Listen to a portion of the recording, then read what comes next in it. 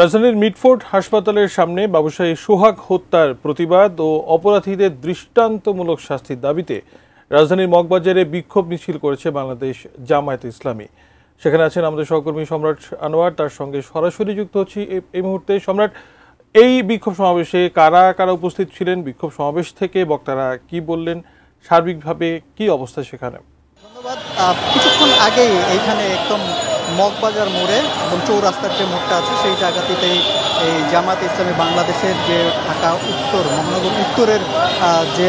বিক্ষোভ সমাবেশ, বিক্ষোভ মিছিল, সেই বিক্ষোভ মিছিলটি এসে শেষ হয় এবং এই জায়গাটিতেই তারা দাঁড়িয়ে আনুষ্ঠানিকভাবে সমাবেশ করে এবং সেই সমাবেশটি কিছুক্ষণ আগে শেষ করেছে। যেহেতু একদম মোড়েই তারা দাঁড়িয়েছিলেন, সে কারণে পুরো এলাকাটিতে কিন্তু আসলে যান চলাচল বন্ধ হয়ে গিয়েছিল এবং সেই কারণে দেখতেই পাচ্ছেন যে এখন তারা তাদের কর্মসূচিটা শেষ করে দেওয়ার পরে যানবাহন চলাচল করছে। তো তারা আসলে যে দাবিটি নিয়ে আজকের যে কর্মসূচি সেটি শুরু করেছিলেন, সেটি কিন্তু আপনারা জানেন যে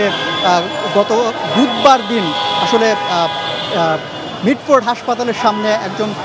ব্যবসায়ীকে নৃশংসভাবে হত্যা করা হয় এবং সেই ঘটনায় যারা দোষী আছেন এবং যারাই জড়িত তাদেরকে দ্রুততার সাথে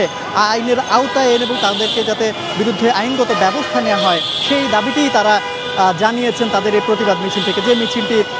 মিনিট 15 আগে 7 রাস্তা মোড় এলাকা থেকে শুরু হয়েছিল এবং সেটি তারা আনুষ্ঠানিকভাবে সেখান থেকে মিছিল করে এখানে মগবাজারে আসেন এবং এই মগবাজারে এসে তারা আনুষ্ঠানিকভাবে সমাবেশ করে এবং সেই সমাবেশ থেকে তারা বারবার ঘোষণা দিয়েছেন যে যারাই এই খুনের হত্যাকাণ্ডের সাথে জড়িত তারা যে রাজনৈতিক দলেরই হোক না কেন তাদের বিরুদ্ধে যাতে প্রশাসন চুপ না থাকেন, প্রশাসন যাতে তাদের বিরুদ্ধে ব্যবস্থা নেয়। এবং তারা এটিও বলেছেন যে নতুন বাংলাদেশে অর্থাৎ 5ই আগস্ট পরবর্তী সময়ে যে বাংলাদেশের স্বপ্ন নিয়ে আন্দোলনকারীরা আন্দোলন করেছিল সেটি যেহেতু বাস্তবায়ন হয়নি, সেটি কীভাবে বাস্তবায়ন করা যায় এবং সে লক্ষ্যে আসলে কি করা যায় সেই বিষয়গুলো নিয়েও এখানে কথা বলেছেন এবং তারা বারবার বলেছেন যে এই নতুন বাংলাদেশে কোনো ধরনের চাঁদাবাজি, কোনো ধরনের সন্ত্রাসী কার্যকলাপ আসলে বরদাস্ত করা হবে না। তো আনুষ্ঠানিকভাবে তারা সেই দাবিগুলোই করেছেন এবং কি